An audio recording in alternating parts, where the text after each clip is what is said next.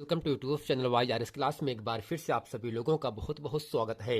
जैसा कि दोस्तों 3 मार्च 2023 को यूपी बोर्ड का दोस्तों पेपर हुआ। दोस्तों ये जो पेपर है सामाजिक विज्ञान का पेपर है दोस्तों 825 एफडी कोड का है।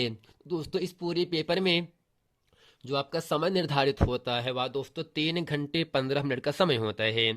अब दोस्तों सभी इसमें आपको करना क्या है, सभी प्रश्न अनिवार्य करना है। प्रारंभ के 15 मिनट परीक्षार्थियों को प्रश्न पत्र पढ़ने के लिए निर्धारित है। प्रत्येक प्रश्न पत्र दोस्तों 2 खंडों आ और बा खंडों में विभाजित होता है। खंड आ में दोस्तों 20 प्रश्न होते हैं और दोस्तों जो आपके 20 प्रश्न होते हैं वे 20 प्रश्न आपके बहुविकल्पीय के प्रश्न होते हैं जिनका उत्तर हमें OMR शीट पर दिया जाना है। और दोस्तों इसके साथ हमें OMR शीट पर उत्तर अंकित किए जाने के पश्चात यानी जब हम OMR पर शीट पर गोला करते हैं तब दोस्तों उसे काटे नहीं तथा इरेजर व व्हाइटनर का प्रयोग ना करें। अर्थात जो आपका OMR शीट होता है, जो ऑप्शन सही होता है जिस पर हम सही का निशान लगाते हैं, गोला करते हैं, उसका दोस्तों हमें यहाँ से उसमें इरेजर या व्हाइटनर का प्रयोग नहीं करना है। अगर इरेजर या व्हाइटनर का प्रयोग आप करेंगे तो आपका पूरी तरह से नंबर कट जाएगा। अब दोस्तों जो आपका खंड बा का प्रश्न होगा इसमें दोस्तों 50 नंबर का प्रश्न होगा, लेकिन खंड आ में केवल दोस्तों 20 प्रश्न होंगे। 20 प्रश्न आपके बहुविकल्पीय प्रश्न होंगे और जो बहुविकल्पीय का प्रश्न होता है उसमें प्रत्येक प्रश्न आपका यहाँ से 1 नंबर का होगा। लेकिन जो आपका खंड ब है या 50 अंकों का दोस्तों प्रश्न होगा, इसमें वर्णनात्मक और फर्स्ट और यहां से दूसरा सेकंड रहेगा एवं मानचित्र संबंधित 2 प्रश्न रहेंगे। तो दोस्तों आज इस पूरे वीडियो में हम 825 एफडी कोड में प्रश्न नंबर यहां से 1 आपके सामने कह रहा है। इसमें दोस्तों आपके सामने यहां से कहा जा रहा है, निर्देश में दोस्तों दिया क्या है, दिए गए विकल्पों में से सही उत्तर का चयन कीजिए तथा OMR शीट में लिखिए। दोस्तों यहां से खंड आ बहुविकल्पीय प्रश्न का पहला क्वेश्चन आपके सामने कह रहा है, निरंकुशवाद का तात्पर्य है, यानी निरंकुशवाद किसे कहते हैं। दोस्तों पहला ऑप्शन यहां से है ऐसे शासन प्रणाली या ऐसी शासन व्यवस्था जिसमें सत्ता पर जनता का अंकुश होता है। दूसरा है ऐसी शासन व्यवस्था जिसमें सत्ता पर किसी का अंकुश नहीं होता है। सी है ऐसी शासन व्यवस्था जिसमें सत्ता पर कुछ व्यक्तियों का अंकुश होता है। डी है ऐसी शासन व्यवस्था जिसमें बहुसंख्यक का सत्ता पर अंकुश होता है। दोस्तों आपको यह बताना चाहते हैं निरंकुशवाद का जो तात्पर्य होता है, जो अर्थ होता है, वह दोस्तों इन 4 ऑप्शन में ऑप्शन नंबर यहां से आपका 20 सही है। ऐसी शासन व्यवस्था जिसमें सत्ता पर किसी का अंकुश नहीं होता, सत्ता पर अगर किसी का अंकुश नहीं है, किसी का दबाव नहीं है, वह दोस्तों जो आपका होता है वह आपका निरंकुशवाद कहलाता है। यानी निरंकुशवाद शासन की एक ऐसी प्रणाली होता है, एक ऐसा व्यवस्था होता है जिसमें सत्ता पर किसी भी व्यक्ति का अंकुश नहीं होता है। जो कि दोस्तों यहां से इन 4 ऑप्शन में ऑप्शन नंबर यहां से आपका 20 सही है। अब दोस्तों प्रश्न नंबर दूसरा आपके सामने कह रहा है, यहां से उदारवाद से तात्पर्य है, उदारवाद से तात्पर्य है। ऑप्शन यहां से है पहला निजी संपत्ति का अभाव, राज्य द्वारा आर्थिक गतिविधियों पर पाबंदी। तीसरा है व्यक्तियों का स्वतंत्रता तथा कानून के समक्ष समानता। चौथा है कुछ लोगों के हाथ में शासन की शक्ति। दोस्तों यहां से उदारवाद किसे कहते हैं, उदारवाद इन 4 ऑप्शन में है क्या, किसको निरूपित करता है।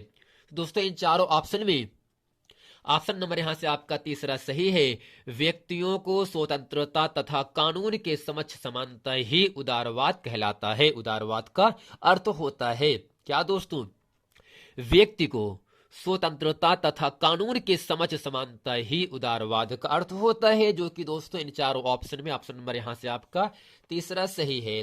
अब यहां से प्रश्न नंबर 3 आपके सामने कह रहा है, जलियांवाला बाग कांड में गोलियां किसने चलाई। और दोस्तों आपको यह पता होना चाहिए जलियांवाला बाग हत्याकांड 13 अप्रैल 1919 ईस्वी को हुआ था। और दोस्तों इस कांड में किसने गोलियां चलवाई थी। पहला ऑप्शन यहां से है माउंटेबन है, दूसरा है लॉर्ड डलहौजी, तीसरा है लॉर्ड इरविन है, चौथा है जनरल डायर। तो दोस्तों जलियांवाला बाग हत्याकांड 13 अप्रैल 1919 ईस्वी में जनरल डायर ने ही गोलियां चलाने का आदेश दिया था। इसलिए दोस्तों इन चारों ऑप्शन में ऑप्शन नंबर यहां से आपका चौथा अर्थात डी जनरल डायर सही हो जाएगा। अर्थात जलियांवाला बाग हत्याकांड में जनरल डायर ने गोलियां चलाने का आदेश दिया था। अब दोस्तों प्रश्न नंबर यहां से चौथा कह रहा है, जर्मनी के एकीकरण में प्रमुख भूमिका किसकी थी? ऑप्शन पहला है Hitler, Mussolini, Bismarck, Mahatma Gandhi. दोस्तों यहां से जर्मनी के एकीकरण में प्रमुख भूमिका इन चारों ऑप्शन में ऑप्शन नंबर यहां से आपका तीसरा अर्थात बिस्मार्क की थी। अर्थात जर्मनी के एकीकरण में प्रमुख भूमिका बिस्मार्क की थी, जो कि दोस्तों इन चारों ऑप्शन में ऑप्शन नंबर यहां से आपका तीसरा सही है। अब दोस्तों प्रश्न नंबर यहां से पांचवा आपके सामने कह रहा है, चौरी चौरा कांड कब हुआ था? चौरी चौरा कांड कब हुआ था? दोस्तों पहला ऑप्शन यहां से दिया है 1920 ईस्वी में, दूसरा है 1919, जैसा कि दोस्तों 1919 ईस्वी में जलियांवाला बाग हत्याकांड भी हुआ 13 अप्रैल को, और 1922 है, 1929 है। तो दोस्तों चौरी चौरा कांड जो हुआ था वह इन चारों ऑप्शन में ऑप्शन नंबर यहां से आपका तीसरा सही है 1922 ईस्वी को। 1922 ईस्वी को चौरी चौरा कांड हुआ था। अब दोस्तों प्रश्न नंबर 6 कह रहा है, विभिन्न स्तरों पर सत्ता का बंटवारा क्या कहलाता है? यानी अलग अलग स्तरों पर सत्ता का बंटवारा क्या कहलाता है? पहला है सामुदायिक सरकार, दूसरा है गठबंधन सरकार, तीसरा है संघीय सरकार, चौथा है एकात्मक शासन। तो दोस्तों यहां से विभिन्न स्तरों पर सत्ता का बंटवारा क्या कहलाता है? इन चारों ऑप्शन में ऑप्शन नंबर यहां से आपका पहला सही है सामुदायिक सरकार। अर्थात दोस्तों जो सामुदायिक सरकारें होती हैं ये विभिन्न स्तरों पर सत्ता का बंटवारा कर लेती है, जो कि दोस्तों यहां से ऑप्शन नंबर आपका पहला सही हो जाता है। अब दोस्तों प्रश्न नंबर 7वां कह रहा है, हिंदी किस प्रकार की भाषा है? हिंदी किस प्रकार की भाषा है? दोस्तों पहला है राजभाषा, दूसरा है क्षेत्रीय भाषा, तीसरा है अल्पसंख्यकों की भाषा, चौथा है इनमें से कोई नहीं। तो दोस्तों हिंदी किस प्रकार की भाषा है? इन चारों ऑप्शन में ऑप्शन नंबर यहां से आपका पहला सही हो जाएगा राजभाषा, अर्थात हिंदी राजभाषा की भाषा है, यानी हिंदी राजभाषा प्रकार की भाषा होती, जो कि दोस्तों यहां से ऑप्शन नंबर आपका पहला सही हो जाएगा। दोस्तों 8वां आपके सामने यहां से कहा जा रहा है, दोस्तों 8वें में आपसे कह रहा है कि और इतना ही, संविधान के माध्यम से महिलाओं का प्रतिनिधित्व सुनिश्चित किया गया है। पहला है स्थानीय निकायों में, दूसरा है लोकसभा में, तीसरा है राज्यसभा में, चौथा है प्रांतीय विधायिका में। दोस्तों संविधान के माध्यम से, दोस्तों संविधान का मतलब कानून होता है, नियम होता है, लॉ होता है। संविधान के माध्यम से महिलाओं का प्रतिनिधित्व सुनिश्चित किया गया है। दोस्तों इन चारों ऑप्शन में ऑप्शन नंबर यहां से आपका बी, अर्थात लोकसभा में ही सुनिश्चित किया गया है, यानी संविधान के माध्यम से महिलाओं को लोकसभा में प्रतिनिधित्व सुनिश्चित किया गया है। दोस्तों प्रश्न नंबर यहां से 9 कह रहा है, नेपाल में राजतंत्र की समाप्ति हुई। नेपाल में राजतंत्र की समाप्ति हुई, पहला है 1990, 2014 में, 2008 में, 2015 में। तो दोस्तों नेपाल में राजतंत्र की जो समाप्ति हुआ था, जो खत्म हुआ था राजतंत्र, वह दोस्तों इन चारों ऑप्शन में ऑप्शन नंबर यहां से आपका सी, अर्थात 2008 में हुआ था। यानी सन 2008 में नेपाल में राजतंत्र की समाप्ति हो गई थी। अब प्रश्न नंबर 10वां कह रहा है, भारत में केंद्र शासित प्रदेशों की संख्या कितनी है? और दोस्तों हम ये आशा करते हैं कि इस प्रश्न का उत्तर अच्छे तरीके से आप लोगों को पता होगा। भारत देश में केंद्र शासित प्रदेशों की संख्या कितनी है? ऑप्शन 6 है, 7 है, 8 है, 9 है। दोस्तों इन चारों ऑप्शन में ऑप्शन नंबर यहां से आपका सी, अर्थात 8 सही हो जाएगा। अर्थात भारत देश में केंद्र शासित प्रदेशों की संख्या 8 है, जो कि दोस्तों इन चारों ऑप्शन में ऑप्शन नंबर यहां से आपका सी सही है। अब दोस्तों यहां से प्रश्न नंबर 11 आपके सामने कह रहा है, अब दोस्त इसमें ये आपसे किसे कह रहा प्रश्न, हरा सोना निम्नलिखित में से किसे कहा जाता है। जैसा कि दोस्तों जो हरा सोना होता है वह चाय को कहा जाता है, लेकिन इन चारों ऑप्शन में चाय तो है ही नहीं। बट उसके अलावा जो 4 ऑप्शन दिए गए हैं उसमें से क्या होगा सही। पहला है प्राकृतिक वनस्पति, दूसरा है घास के मैदान, तीसरा है हरे पेड़, चौथा है सघन झाड़ी। दोस्तों यहां से हरा सोना चाय को कहा जाता है, लेकिन चाय ऑप्शन में नहीं है, इसलिए दोस्तों हरा सोना हम घास के मैदान में अधिक होता है। अर्थात दोस्तों जो हरा सोना होता है वे घास के मैदान को हम कहते हैं, क्योंकि घास के मैदान में ऑक्सीजन की मात्रा अधिक उत्सर्जित होता है। दोस्तों प्रश्न नंबर 12 कह रहा है जलमंडल का कितना प्रतिशत भाग समुद्री जल के रूप में उपलब्ध है। यानी दोस्तों जलमंडल का कितना परसेंट भाग समुद्र जल के अंदर उपलब्ध, समुद्र के अंदर पाया जाता है। पहला है 95%, दूसरा 96%, तीसरा है 97.5%, चौथा है 98%। तो दोस्तों यहां से जलमंडल का कितना प्रतिशत समुद्री जल के रूप में उपलब्ध होता है, क्योंकि दोस्तों होता कितना है 97.25 होता है।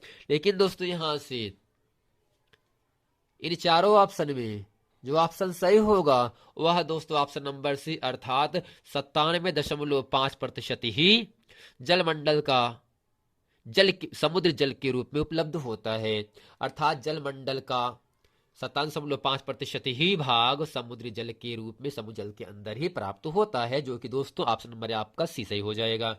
अब जब प्रश्न नंबर यहां से 13 कह रहा है, इसमें दोस्तों आपसे ये कहा जा रहा है रबी की फसलों को बोने का समय क्या होता है। रबी की फसलों को बोने का समय क्या होता है। अक्टूबर और दिसंबर है, मार्च अप्रैल है, जून जुलाई है, अगस्त और सितंबर है। क्योंकि दोस्तों जो रबी की फसलें होता है वे अक्टूबर से नवंबर तक बोया जाता है, लेकिन यहां से नवंबर तो दिया नहीं है, बट नवंबर के बाद का जो अगला महीना होता है वह दोस्तों दिसंबर ही होगा। अर्थात रबी की फसलों का जो बोने का समय होता है वह अक्टूबर से दिसंबर तक का होगा, जो कि इन चारों ऑप्शन में ऑप्शन नंबर यहां से आपका पहला सही हो जाएगा। अब देखिए प्रश्न नंबर 14 कह रहा है ऐसा कौन सा उद्योग है जो चूना पत्थर को कच्चे माल के रूप में प्रयोग किया जाता है, यूज किया जाता है। पहला है एल्यूमिनियम है, सीमेंट है, चीनी है, पटसन है। दोस्तों यहां से उद्योग में चूना पत्थर को कच्चे माल के रूप में प्रयुक्त किया जाता है, क्योंकि दोस्तों इन चारों ऑप्शन में ऑप्शन नंबर यहां से आपका सीमेंट से हो जाएगा। क्योंकि दोस्तों जब हम मकान बनवाते हैं, उद्योग करते हैं, घर बनवाते हैं, तब एल्यूमिनियम, चीनी, पटसन का उपयोग ना करके हम सीमेंट का प्रयोग अधिक मात्रा में करते हैं। इसी दोस्तों सीमेंट एक ऐसा उद्योग है जो चूना पत्थर को कच्चे माल के रूप में प्रयुक्त किया जाता है। अब दोस्तों प्रश्न नंबर यहां से 15 आपके सामने कह रहा है। अब दोस्तों 15 में इसमें आपसे ये कह रहा है निम्नलिखित में से कौन सा आधारभूत उद्योग है। निम्नलिखित में से कौन सा आधारभूत उद्योग है। दोस्तों पहला यहां से है कागज उद्योग, बी है चीनी उद्योग, सी है लौह इस्पात उद्योग, चौथा है एल्यूमिनियम उद्योग। दोस्तों यहां से इन चारों ऑप्शन में आधारभूत उद्योग, चारों ऑप्शन में ऑप्शन नंबर यहां से सी, अर्थात लौह इस्पात उद्योग जो होगा वह दोस्तों आधारभूत उद्योग के अंतर्गत आता है। अब प्रश्न नंबर 16 कह रहा है सूचना का अधिकार अधिनियम कब पारित हुआ था। सूचना का अधिकार अधिनियम कब पारित हुआ था। दोस्तों पहला है अक्टूबर 2005, मार्च 2005, जनवरी 2006, फरवरी 2005। तो दोस्तों सूचना का अधिकार कब पारित हुआ, इन चारों ऑप्शन में ऑप्शन नंबर यहां से आपका पहला सही, अर्थात अक्टूबर 2005 में सूचना का अधिकार अधिनियम पारित हुआ था। अब दोस्तों प्रश्न नंबर 17 आपके सामने यहां से कह रहा है, तो 17 में आपसे कह रहा है भारत में आर्थिक उदारीकरण की शुरुआत कब हुई? भारत में उदारीकरण की शुरुआत कब हुई? पहला है 1991, वर्ष 1989, वर्ष 1995, वर्ष 1960। दोस्तों यहां से भारत देश में आर्थिक उदारीकरण की जो शुरुआत हुआ था वह इन चारों ऑप्शन में ऑप्शन नंबर यहां से आपका पहला अर्थात तो वर्ष 1991 ईस्वी में भारत में आर्थिक उदारीकरण की शुरुआत हुई थी। प्रश्न नंबर 18 है, विकास का महत्वपूर्ण घटक है आय, औसत आय, राष्ट्रीय विकास, उच्च विकास। दोस्तों आय का मतलब आमदनी होता है। विकास का सबसे महत्वपूर्ण घटक क्या होगा? अगर आपके पास आमदनी ही नहीं है, पैसा ही नहीं, आय ही नहीं है, क्या आप विकास कर पाएंगे? नहीं, विकास नहीं कर पाएंगे। इसलिए दोस्तों विकास करने के लिए हमें इन चारों ऑप्शन में ऑप्शन नंबर यहां से आपका पहला अर्थात आय की आवश्यकता पड़ती है। यानी विकास का जो सबसे महत्वपूर्ण घटक माना जाता है वह दोस्तों आय ही है। अगर आय नहीं है तो हम विकास नहीं कर पाएंगे। प्रश्न नंबर दोस्तों 19 कह रहा है यहां से, जब एक देश में एक स्थान से दूसरे स्थान पर व्यापार किया जाता है तो उसे क्या कहते हैं? अर्थात दोस्तों हमें एक देश में लेकिन एक जगह से दूसरी जगह अगर हम व्यापार करना चाहते हैं उस व्यापार को हमें क्या कहेंगे? पहला ऑप्शन है आंतरिक व्यापार, दूसरा है अंतरराष्ट्रीय व्यापार, तीसरा है बाहरी व्यापार, चौथा है स्थानीय व्यापार। दोस्तों यहां से इन चारों ऑप्शन में प्रश्न में यहां से है, जब हम एक ही देश में रह करके अपना व्यापार एक स्थान से दूसरी स्थान तक करते हैं तो उसे दोस्तों हम इन चारों ऑप्शन में ऑप्शन नंबर यहां से आपका बी अर्थात अंतरराष्ट्रीय व्यापार कहलाता है। यानी जब एक देश में रह करके एक स्थान से दूसरे स्थान तक व्यापार किया जाता है तब उस व्यापार को अंतरराष्ट्रीय व्यापार कहा जाता है। अब प्रश्न नंबर 20 कह रहा है आपके सामने यहां से, जो कि इस पूरे वीडियो का अंतिम प्रश्न होगा। 20 है, शिशु मृत्यु अनुपात निकाला जाता है। शिशु का मतलब बच्चा होता है, छोटा बच्चा।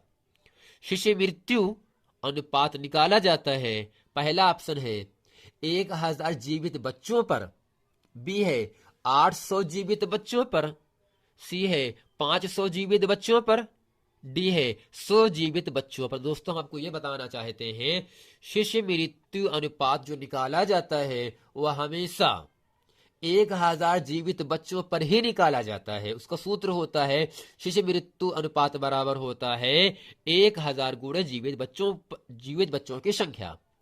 इसलिए दोस्तों इन चारों ऑप्शन में ऑप्शन नंबर यहां से आपका पहला अर्थात 1000 जीवित बच्चों पर शिशु मृत्यु अनुपात निकाला जाता है, जो कि दोस्तों ऑप्शन नंबर यहां से आपका ए सही हो जाता है। तो दोस्तों आशा करते हैं खंड आ दोस्तों, और इसमें दोस्तों आपका यहां से 825 एफडी कोड में जितने भी खंड आ के बहुविकल्पी जो 20 प्रश्न हैं उन 20 प्रश्नों को इस पूरे वीडियो में मैंने अच्छे तरीके से आप लोगों को समझा दिया, और मैं ये आशा करता हूं कि ये 20 प्रश्न अच्छे तरीके से आप लोग करके आए होंगे। अब दोस्तों यहां से जो आपका अगला आपका खंड ब आता है उसमें दोस्तों ये कह रहा है आपके सामने, दोस्तों ये आपका लघुत्तरीय प्रश्न होगा। जो आपका दोस्तों लघुत्तरीय प्रश्न होगा वह दोस्तों आपको 4 नंबर का प्रश्न होता है।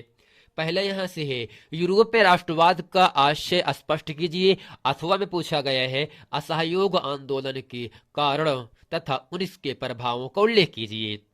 प्रश्न नंबर दोस्तों दूसरा है गरीबों और बेरोजगारों की बढ़ती संख्या लोकतंत्र की सफलता में बाधक है, स्पष्ट कीजिए, अथवा इसी का दे दिया गया है लोकतंत्र एक उत्तरदायी एवं वैध शासन व्यवस्था है, स्पष्ट कीजिए। और दोस्तों इसके साथ यहां से जो आपका प्रश्न नंबर 3 भी कह रहा है दोस्तों विदेशी व्यापार से आप क्या समझते हैं, भारत के विदेशी व्यापार की इन्हीं 2 विशेषताओं को बताइए। दोस्तों यहां से प्रश्न नंबर 3 है, प्रश्न नंबर 4 है, और प्रश्न नंबर यहां से दोस्तों 5 भी है, 6 भी है। इसके दोस्तों यहां से प्रश्न नंबर 7 है, 8वां है, और दोस्तों 9 है। प्रश्न नंबर यहां से आपका 10 भी दोस्तों यहां से है। दोस्तों 9 तक ही केवल प्रश्न आपको दिया गया है। अब दोस्तों इसके नेक्स्ट वीडियो में हम प्रश्न नंबर दोस्तों जो आप खंड बा के प्रश्न नंबर 1 है, 2 है, 3, 4, 5 है, उन सभी प्रश्नों को इस चैनल के माध्यम से हम आप लोगों को बताएंगे। और दोस्तों हम ये आशा करते हैं कि आप इस पूरे वीडियो को अंत तक हमारे साथ जरूर बने रहेंगे। मिलते हैं दोस्तों नेक्स्ट वीडियो में, तब तक के लिए थैंक यू।